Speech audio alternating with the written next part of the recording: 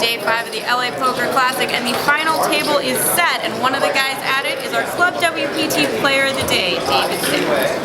Now, at one point today, you had 5 big blinds? Maybe a little less, like 4.5, and I 3-bet with him, and then I bet the flop. So that was come back to that in a minute, value because 5 big blinds, not Club WPT Player of the Day award. Nope. Second in chips going into the final table with over 4 million, definitely Club WPT Player of the Day. And this hand and how you played 5 big blinds, I think deserves awards.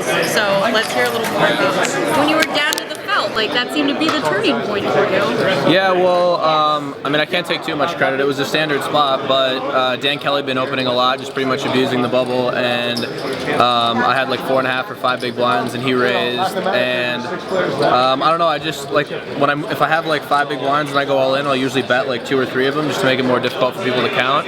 So I guess just to keep up what I do, Dan raised to 100K, and I 3-bet to 230K. And then he flats? And he flats with me having like 85K behind. So he and I have actually been talking on breaks about whether there were any flops he's folding, just kind of as a theoretical discussion, but it came deuce 3 jack, and I had ace 7. I moved in my last 85K. He called the 5-7, and I held. So that was my first double up, and then shortly after that I got my second big double up, which is where I got all my money in with ace queen suited against ace king.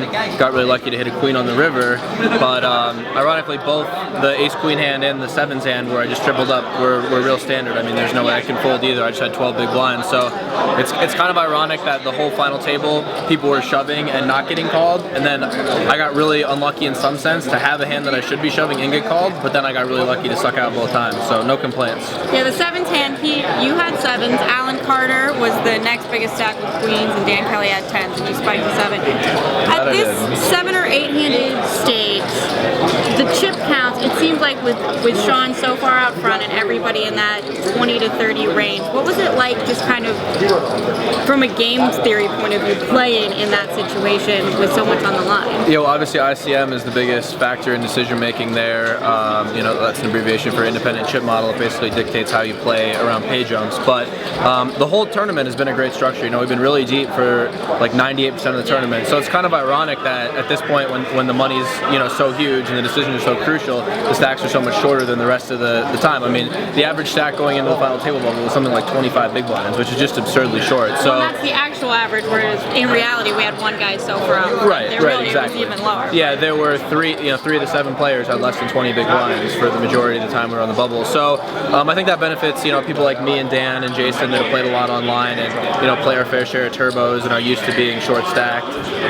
But you know, one of the great things about the WPT is you got to have a skill set for all facets of poker. You got to be able to play deep, which we had to do earlier, and now we're at this stage. You got to be able to play shallow and know how to use ranges in short stack situations. So well, it seems like you can certainly do all these things. You have a lot of accolades, but this is your first WPT final table. Shortly after we announced that you were a WPT 1 to watch, so can I just say good call us on this front? Thanks, guys.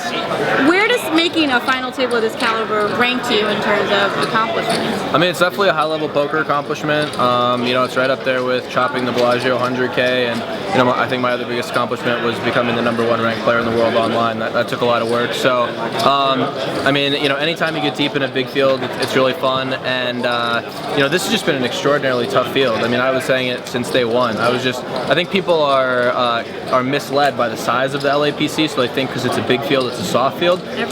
Yeah, really, it just attracts a lot of great pros from all over the world. So it definitely means a lot more to make a final table with such a group of elite players. All right, who's coming tomorrow? Erica, Coco, the dog? Yeah. Can we smuggle Coco in? I mean, we'll see what we can do. I actually really don't usually like people sweating me. Really? Like, I had none of my friends on the rail. I didn't see anybody. Yeah, I kind of like just to do my own thing and stay in the zone, but obviously tomorrow will be an exception. So I suppose whichever of my friends are in town will turn out, and I'll appreciate the support. All right, well, you've got the final table. Now that you're Club WPT Player of the Day, you're going to have to deal with the spotlight. What else is there left to accomplish? All right, guys, if you want to spend some time in the spotlight, head on over to ClubWPT.com, sign up, and get your free 2-week trial today.